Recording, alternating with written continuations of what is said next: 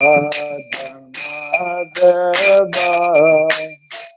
Kunda Bihari Radha Madhava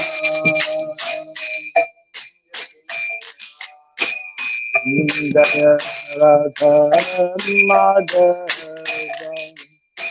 Kunda Bihari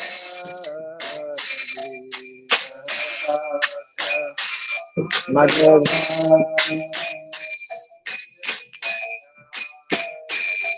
Jaya Gopi Jana Vallabha Girivara Dhari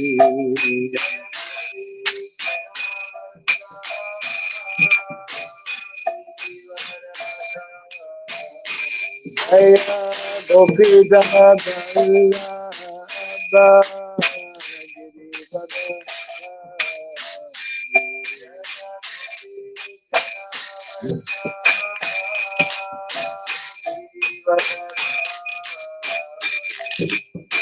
Yashodanandana Rajajanandana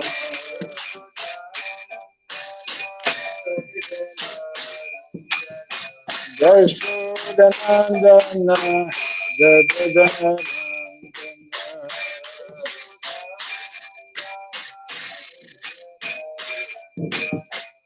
Yamuna Tera Vanasrama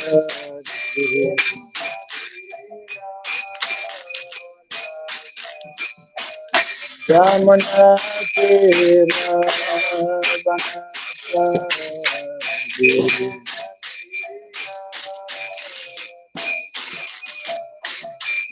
Vanasrama Madhava Kunda Bihari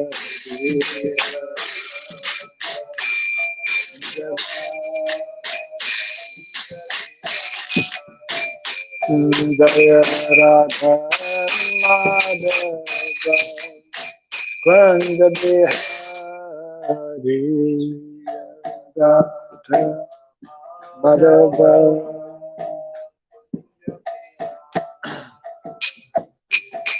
Gopi Jana Vallabha Girivara Dhari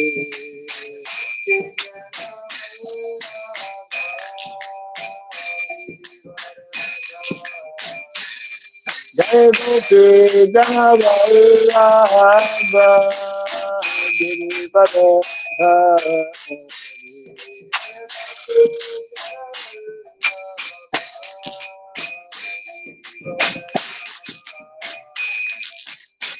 Yashodanandana Brajajanandana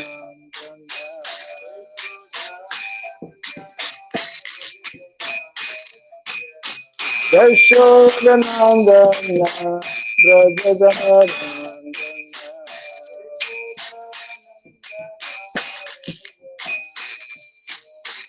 Yamuna Tera Vanasrama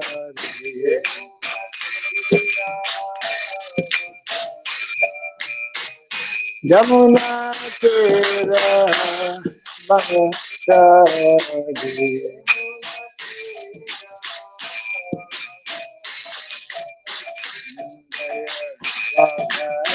Madhava Kunda Bihari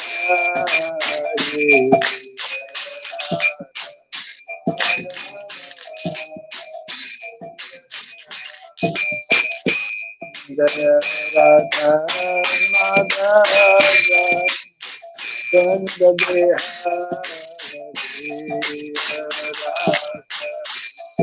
Radha Gopi Jana Vallabha Girivara Dhari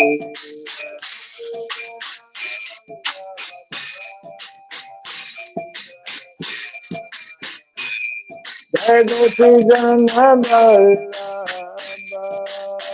Girivara Dhari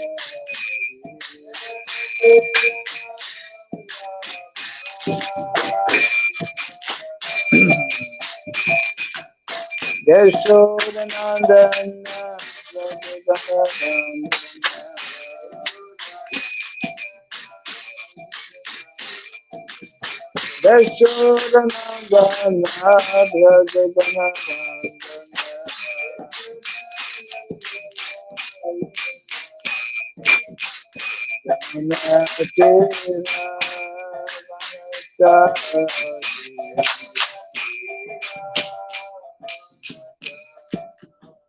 Ramana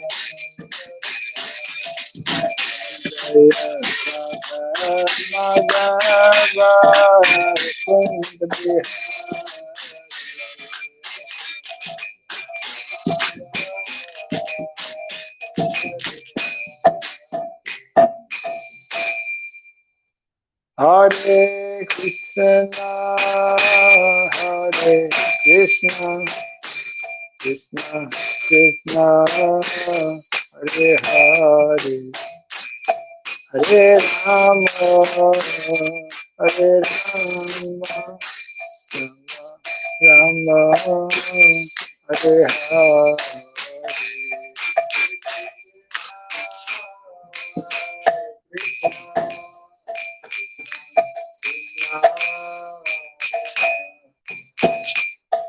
Hare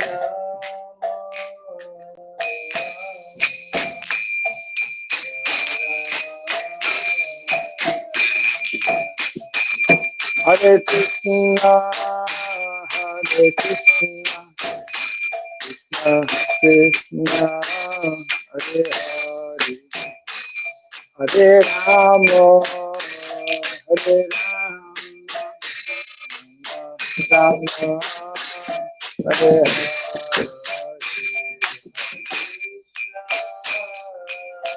Krishna,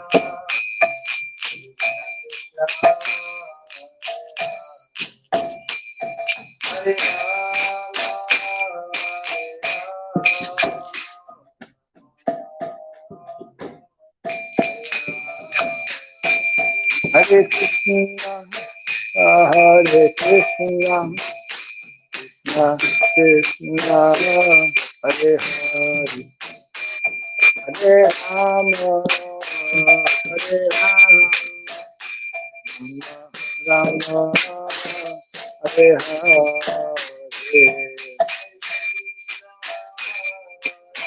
Krishna,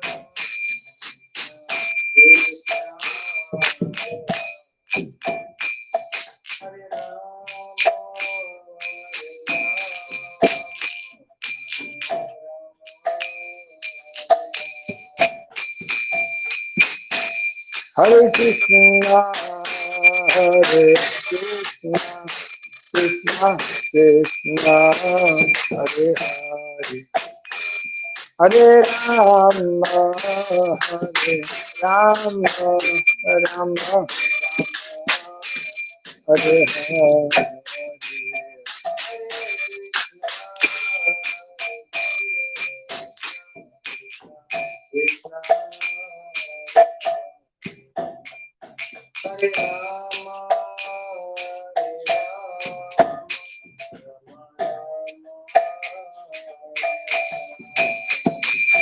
Hare Krishna, Hare Krishna, Krishna Krishna, Hare Hare, Hare Rama, Hare Rama, Rama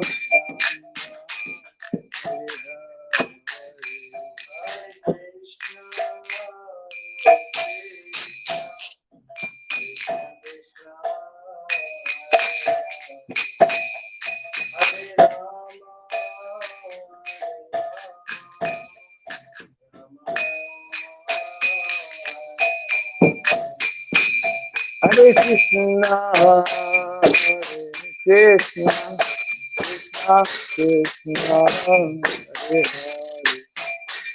Hare Rama, Rama Rama, Rama Hare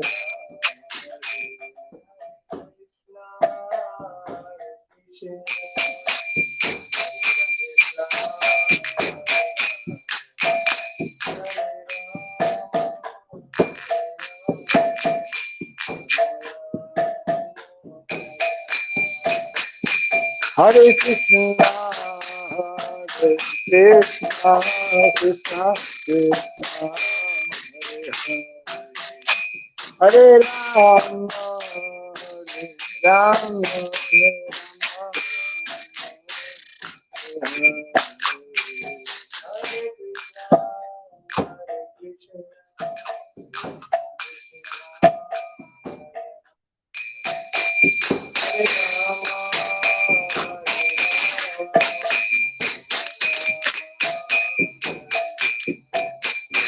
Hare Krishna, Hare Krishna, Krishna Krishna, Hare Hare, Hare Rama, Hare Rama,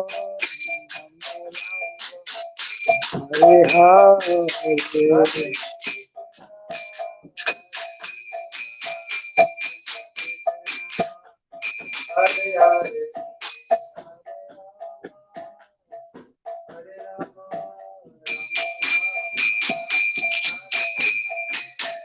Hare Krishna, Hare Krishna, Krishna Krishna, Hare Hare, Hare Rama,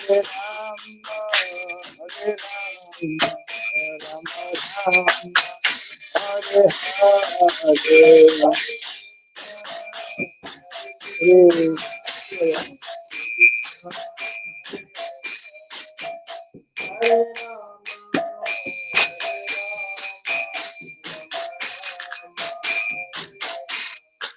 Jaya Radha Madhava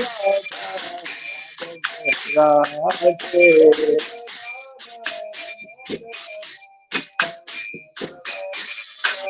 Jaya Radha Madhava Radhe,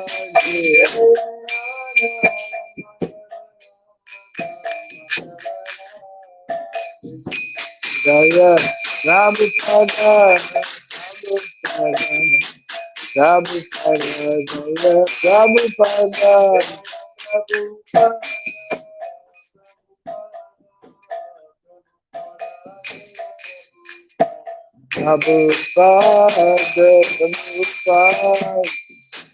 Prabhupada,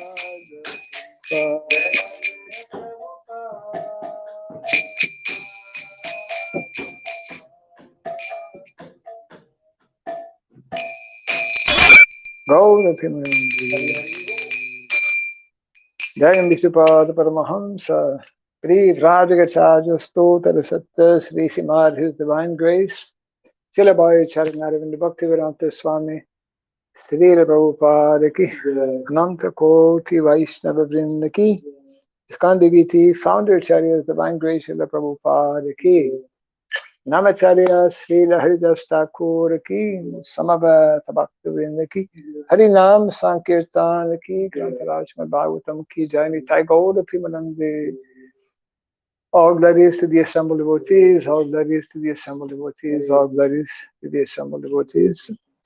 All glories to Sri Guru, to Sri Gauranga, all glories to Sri Prabhupada.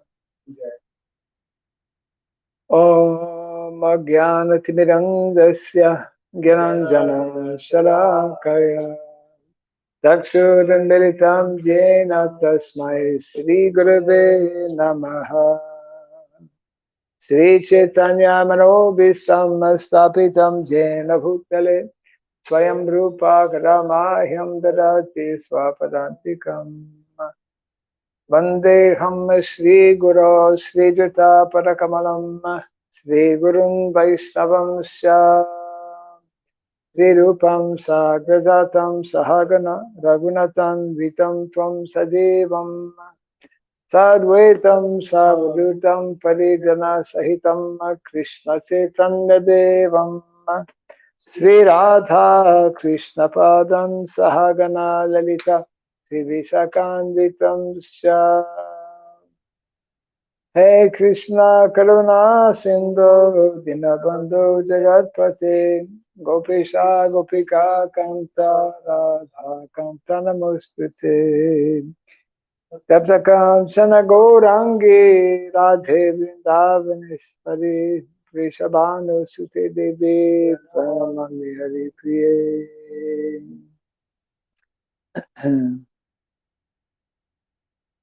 Vanchakalpatarubhyasya Kripa Sindhubhya eva cha Patitanam Pavanebhyo Vaishnavebhyo Namo Namaha.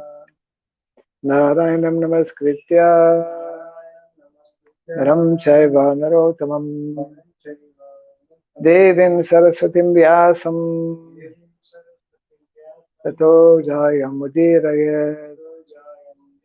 Before reciting the Srimad Bhagavatam, which is our very means of conquest, let us first offer respectful obeisances unto Narayana, the Supreme Personality of Godhead, unto Nara Narayan Rishi, the supremmost human being, unto Mother Saraswati, the goddess of learning, and unto Srila Vyasadeva, the author.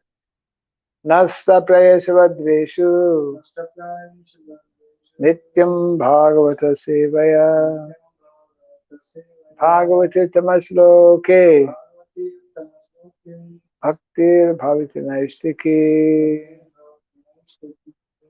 By regularly hearing the Srimad Bhagavatam and by rendering a service unto the pure devotee, all that is troublesome within the heart becomes destroyed practically to nil, and loving devotional service unto the Supreme Lord is praised with transcendental songs becomes established as an irrevocable fact. Idam Bhagavatam Nama Puranam Dhammasamhitam Uttama Charitam Sakara Bhagavan Rishi Nishreyasaya Lokasya Dhamyam Swasaya Namaha. This Srimad Bhagavatam, known as the Grantaraj, the king of all Vedic literatures, is the literary incarnation of God. It is compiled by the incarnation of God, the Srila Vyasadeva. It is meant for the ultimate good of all people. It is all successful, all blissful, and all perfect. Sri Krishna Chaitanya Prabhu Nityananda Sri Advaita Gadadhara Nivasari Gaura Bhakta Vrinda. Hare Krishna Krishna Krishna Hare Hare Hare Rama Rama Rama Hare Hare. Om Namo Bhagavate Vasudevaya. Om Namo Bhagavate Vasudevaya.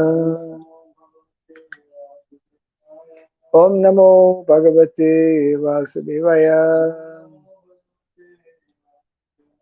Om Vasudevaya Namaha. Om Vasudevaya Namaha. Om Vasudevaya Namaha.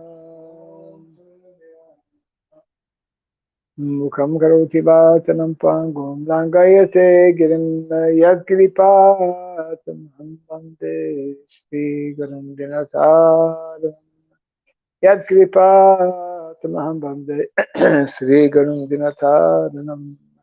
Hare Krishna.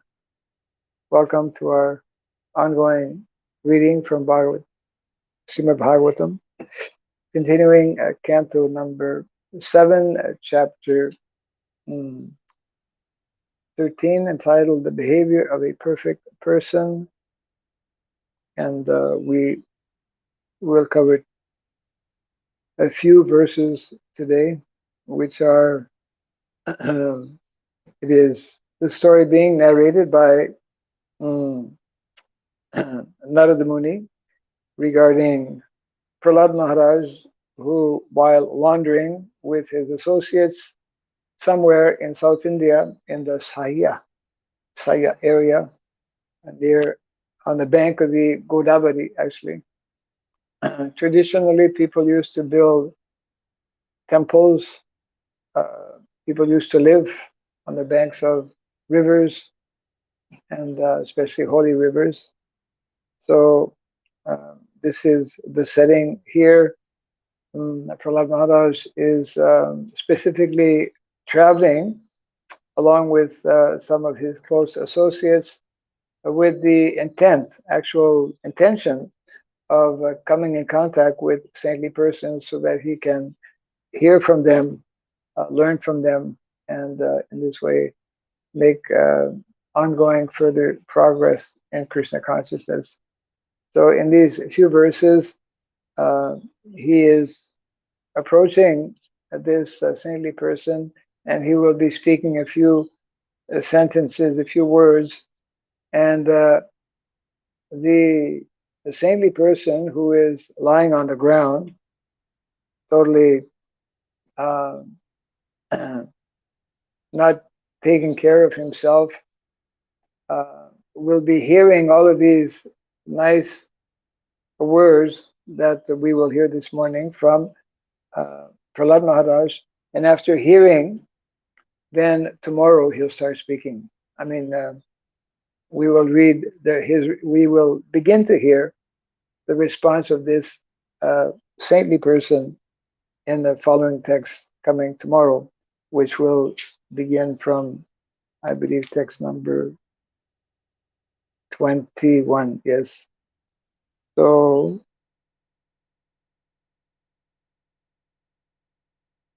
16, 17 are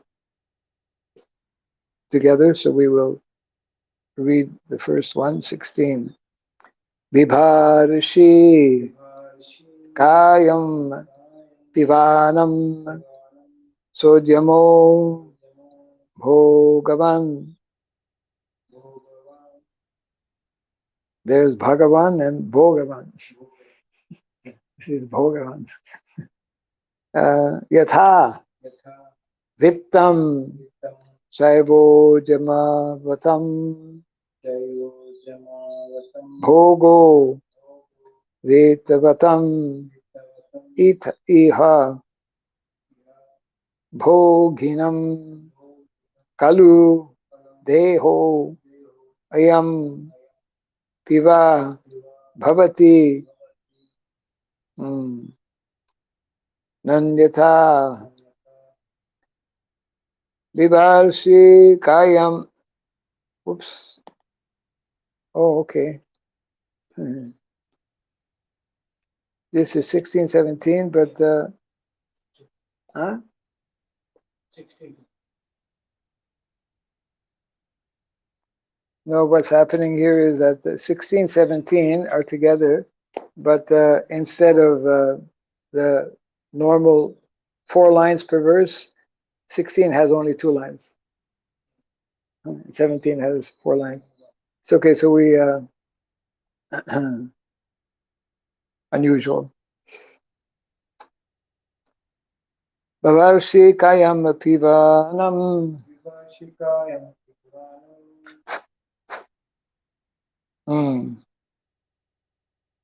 Sojamo bhogavan yatha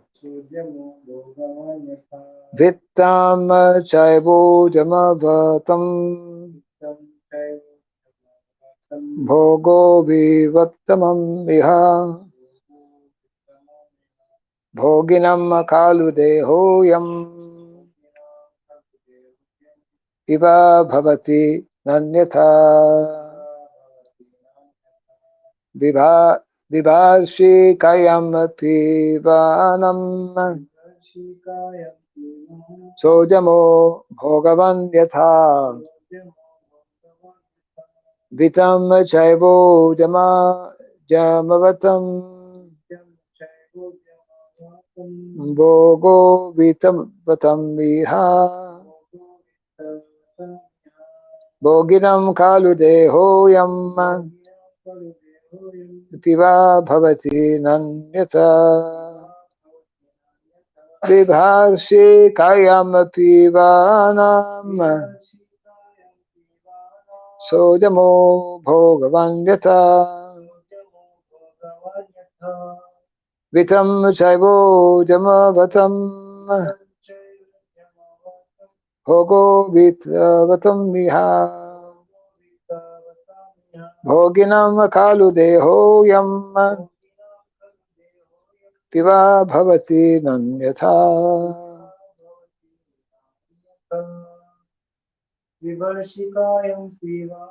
vibharshikayam pivanam Sodyamo bhogavan yatha vitam chaivo jamagatam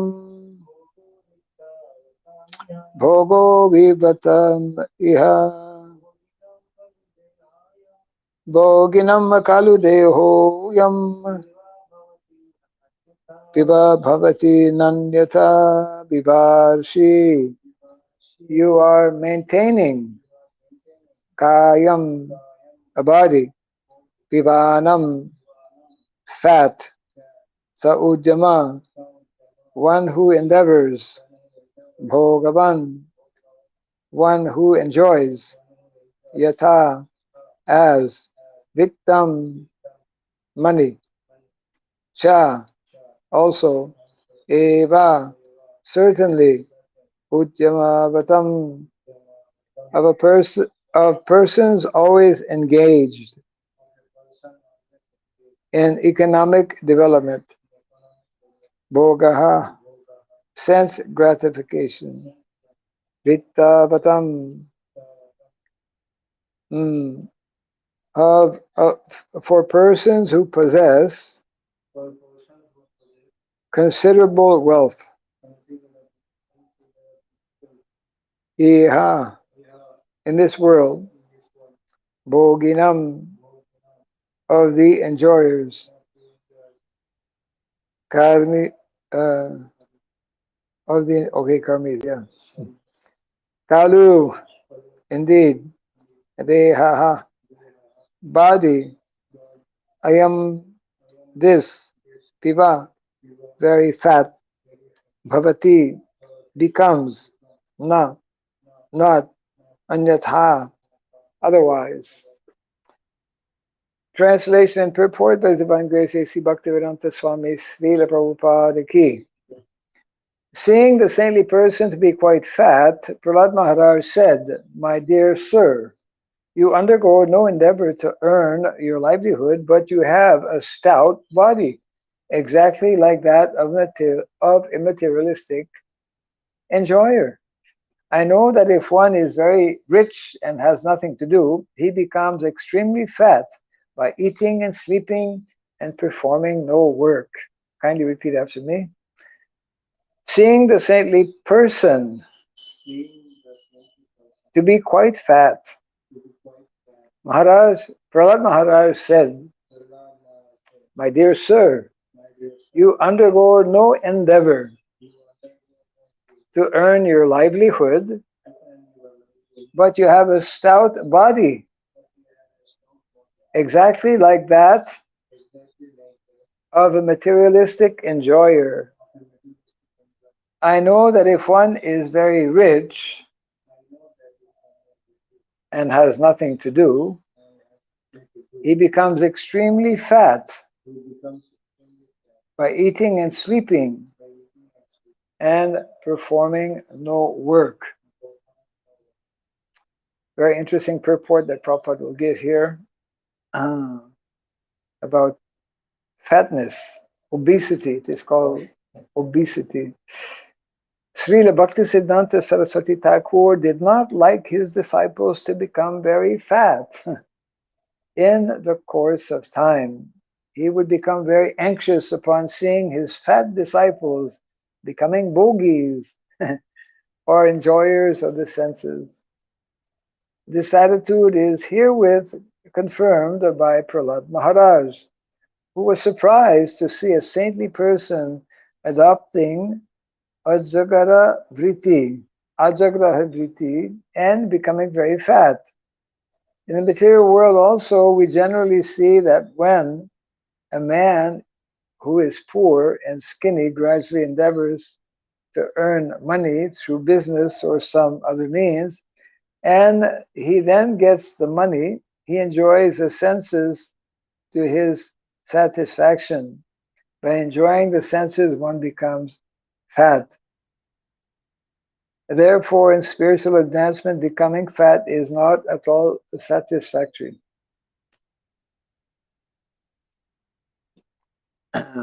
When we look at the pictures of the Goswamis in Vrindavan, they are all lean and thin.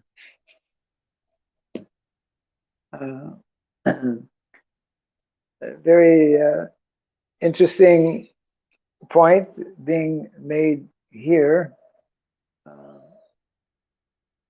that generally it is not always the case, just like in this case of this saintly person. Although he was fat, he was very very advanced, as we will see in the next few days by hearing directly from him. But generally speaking, unless one has a particular disease, there are some people who, no matter what they do, how much fasting they will do, still they get fat. It's like a biological disease, I suppose. But most people who are fat become fat because they eat more than they should. And they also are very, in general, not all the time. This is not, no one should feel bad that we are speaking about fat people. The subject of obesity is actually a major problem in modern day society.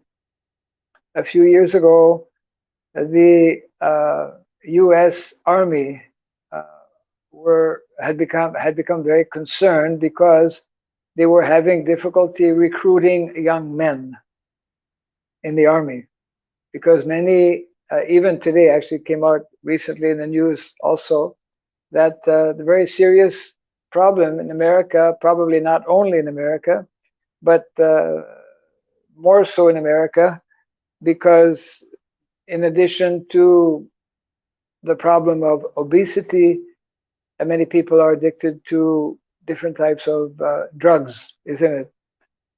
So they are, in many instances, physically unfit and also mentally unfit. Actually, in the beginning of our movement, some of our devotees, they have what they call the draft.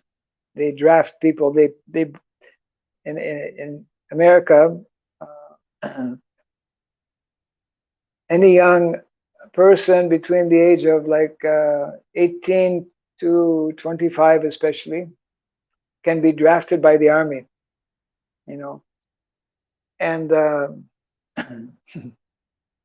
so in the years when Srila Prabhupada went to America, this was the time when the United States was involved in what is called Vietnam War, and a lot of young men, especially, were being drafted, and to some of them actually, what is called, evaded the draft in different ways. They're called draft dodgers, you know, to evade.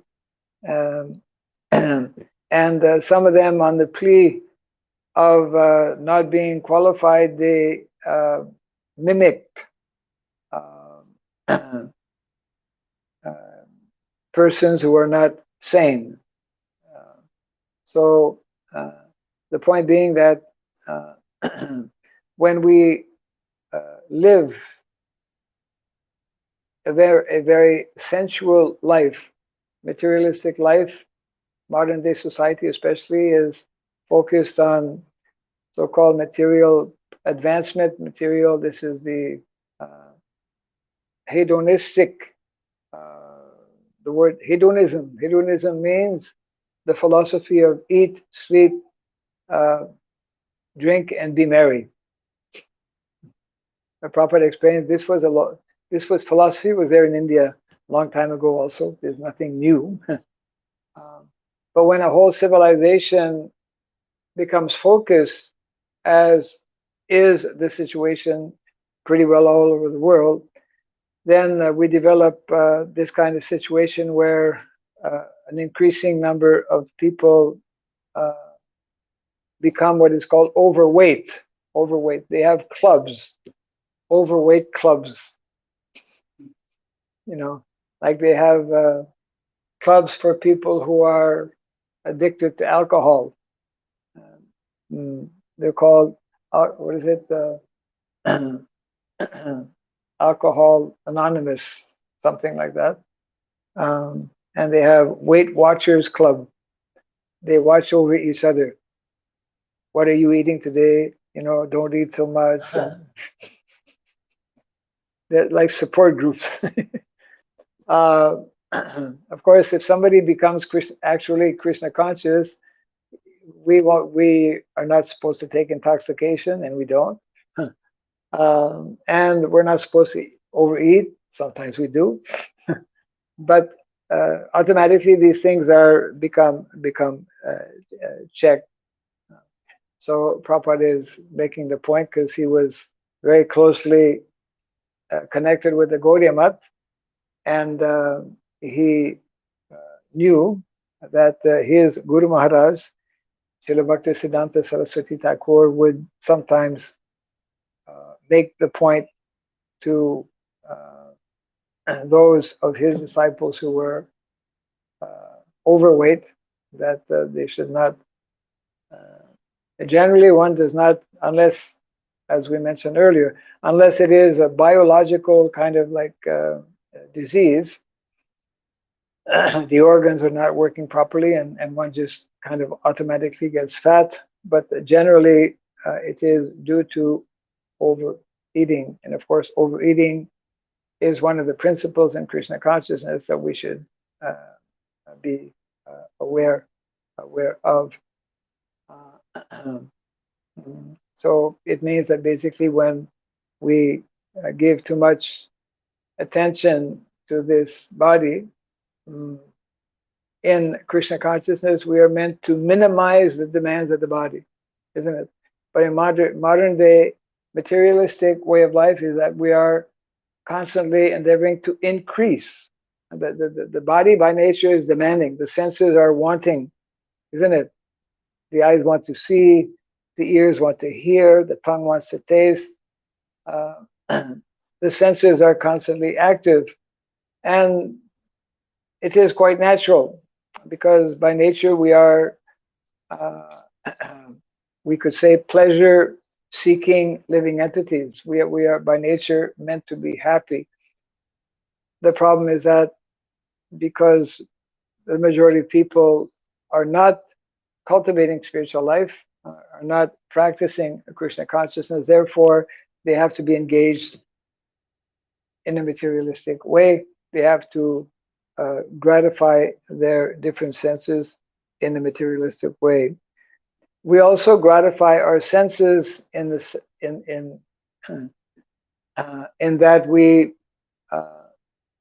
as devotees, are meant to hear subject matters that will further help in our spiritual advancement, that will enlighten us, that will inspire us.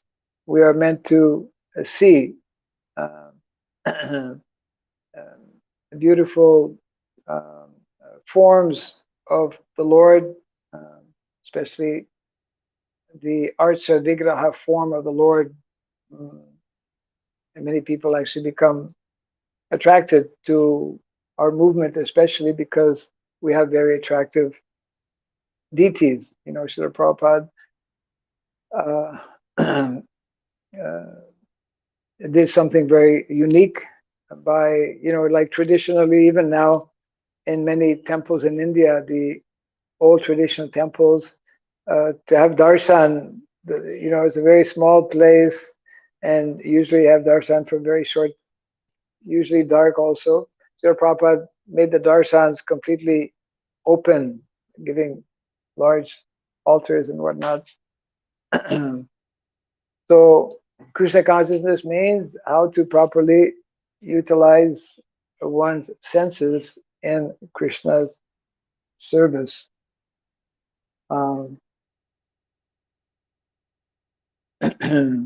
So the main instruction being given here in the purport by Srila Prabhupada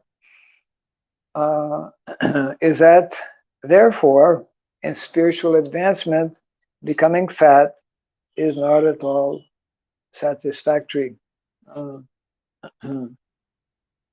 So a few more texts are there. Text number 18.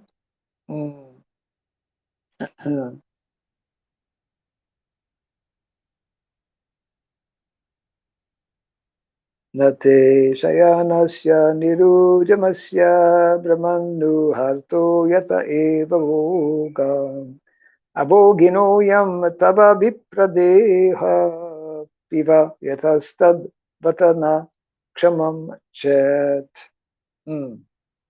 Translation: O Brahmana, fully in knowledge of transcendence, you have nothing to do, and therefore you're lying down.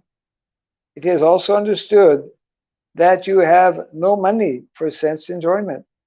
How then has your body become so fat?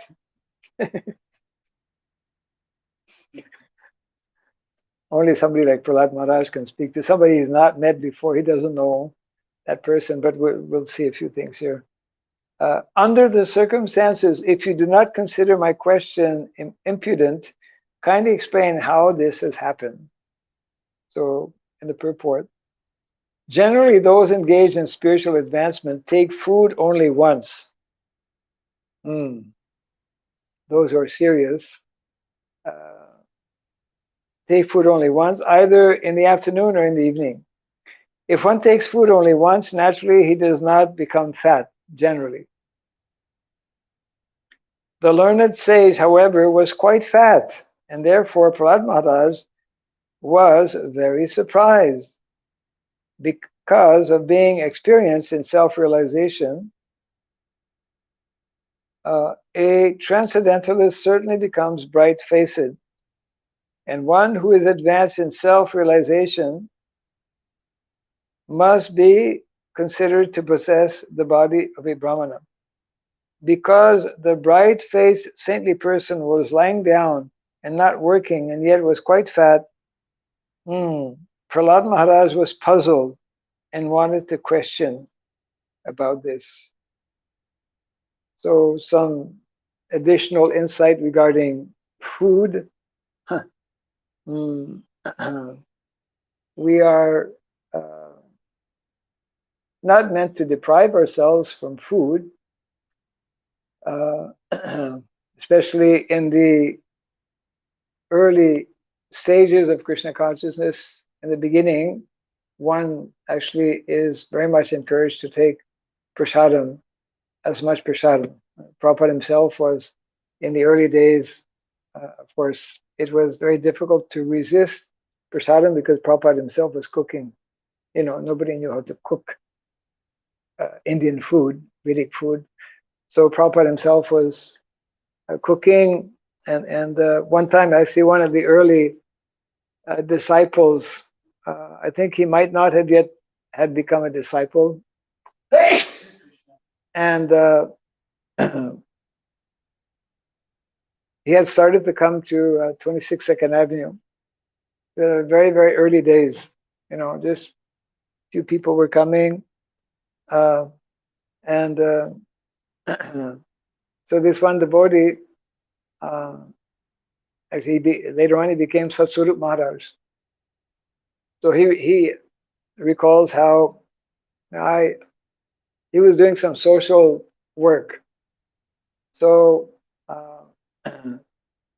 but at noontime he would have a break, and he would come to the temple and take prasadam. In those days, Prabhupada himself was serving, not only cooking, but he was serving himself, the devotees, you know, prasadam. Then gradually the devotees started to learn how to cook, how to serve, and how, yeah. So one day at work, they told him that you have some You have to stay an hour later because there's some additional work to be done. So he was a little bit in anxiety because I'm going to miss my, he became attached to taking prasadam. So what he did is he called Prabhupada on the phone. And he told him, yes, I cannot come at 12 o'clock today because I have some extra work. Can you save me a plate of prasadam? Prabhupada said yes. So Prabhupada saved him a plate of prasadam.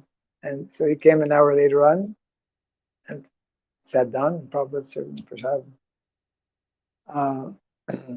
It was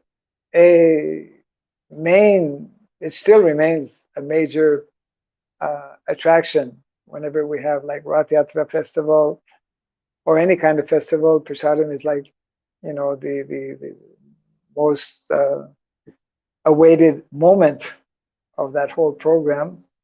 And devotees, of course, we have many extremely wonderful cooks, experts actually, in the art of the Vedic cuisine.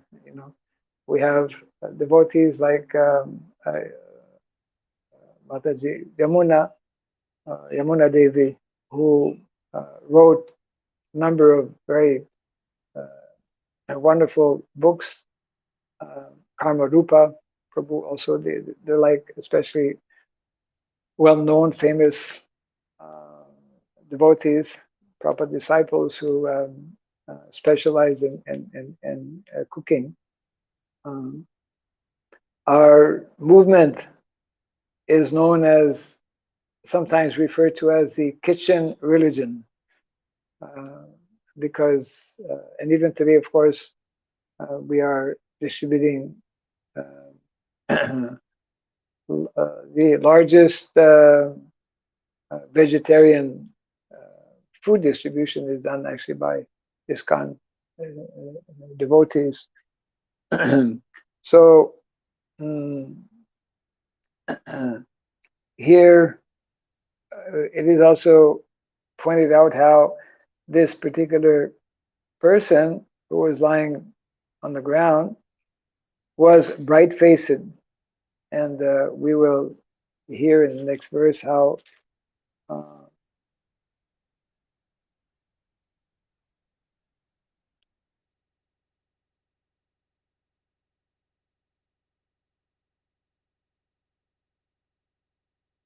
that simply by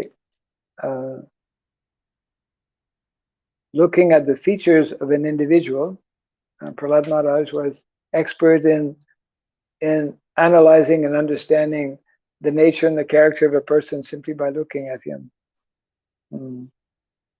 So this is referred to here, I believe, in the next verse, which we'll read right now.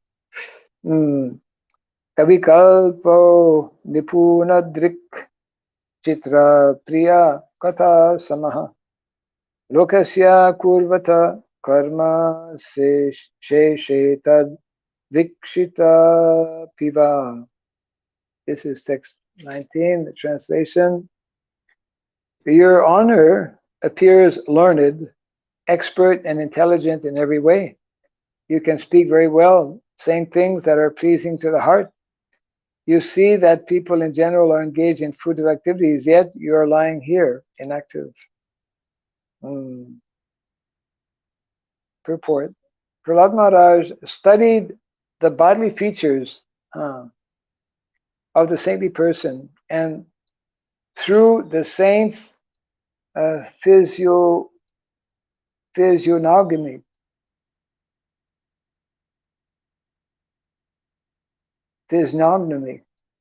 Prahlad Maharaj could understand that he was intelligent and expert, although he was lying down and not doing anything. Prahlad was naturally inquisitive about why he was lying there inactive. And text 20, which doesn't have a purport, I'll just read here also. Narada Muni continued, when the saintly person was thus questioned by Prahlad Maharaj, the king of the Daityas, he was captivated by this shower of nectarine words, and he replied to the inquisitiveness of Prahlad Maharaj with a smiling face. Otherwise, such persons who are like this avadut generally don't speak to ordinary people. But because Prahlad Maharaj is not an ordinary person, therefore he smiled after hearing these nectarine words. So he could understand, this saintly person, that this person in front of me now talking this way, he's a very elevated person. He's a saintly person. So only saintly persons can appreciate saintly persons. And this is in the purport to the previous text, text 19, where Prabhupada explains how simply by reading or studying the bodily features of that individual, so that's a whole science, which some people learn, that the way the eyes are shaped, or the way the nose is shaped, the way the ears are shaped, they all have different signs one can learn. It is a particular science that some people master.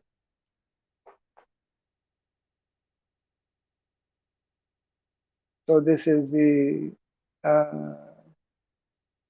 preparation, let's say, of what will enable this particular saintly person to start speaking, and of course the desire of Prahlad Maharaj will become fulfilled, because as he will hear from this particular individual,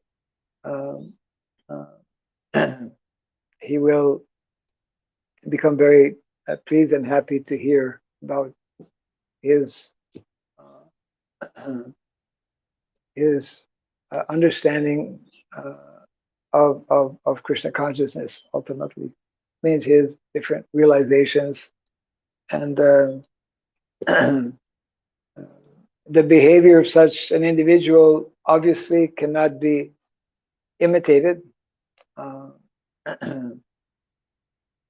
Although nowadays we do see, whenever we travel, practically anywhere, people who appear very similar to this person, not just wandering and not well kept, avadut like, but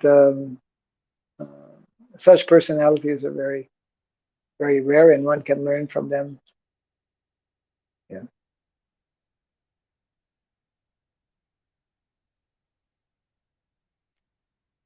So these are just a few thoughts.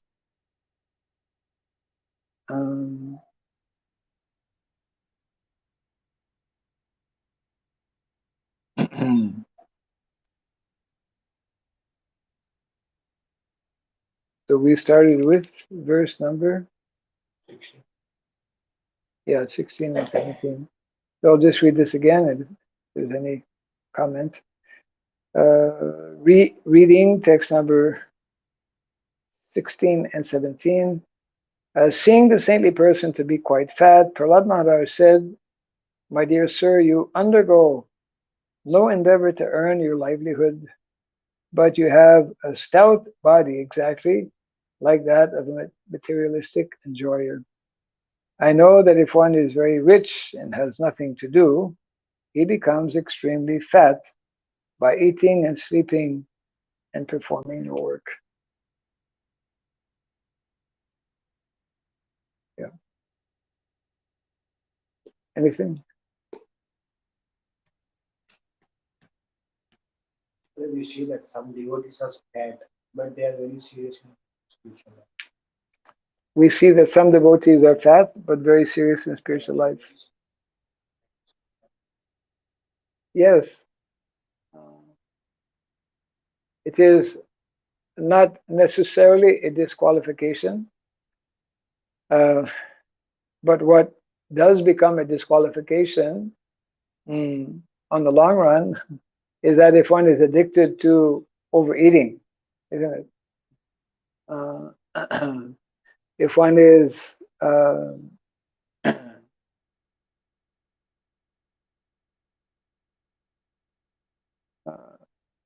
because both cannot, let's say, both cannot go side by side. This is also in the Bhagavad Gita. Bhoga and tyaga, you know, this word bhoga, of course, is mentioned here. There is a specific verse, I'll just find it very quickly here, that one who is engaged in enjoying this material body cannot, yes, 244, cannot easily make advancement in spiritual life.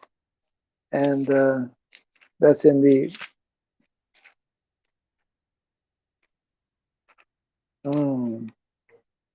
yeah, Bhogaisvarya Prasaktanam, that verse.